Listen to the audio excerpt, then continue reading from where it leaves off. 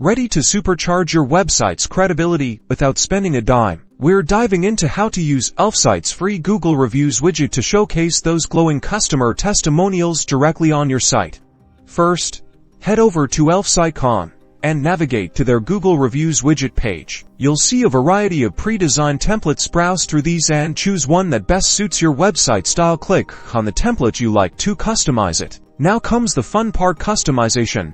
Connect your Google Place ID. This ensures the reviews are pulled directly from your Google business profile. Then, explore the layout options. You can choose from a slider, a grid, or even a badge format. Play around with the appearance settings to match your brand's colors and fonts. Tailor everything to seamlessly blend with your existing website design. Once you're happy with your design, click the Add to Website button. Elfsight will generate a unique installation code for your widget. Copy this code to your clipboard. Next, jump into your website's HTML editor. Paste the Elfsight code into the body section of the page where you want the reviews to appear. This is usually right before the closing body tag. Save your changes and refresh your website. Boom!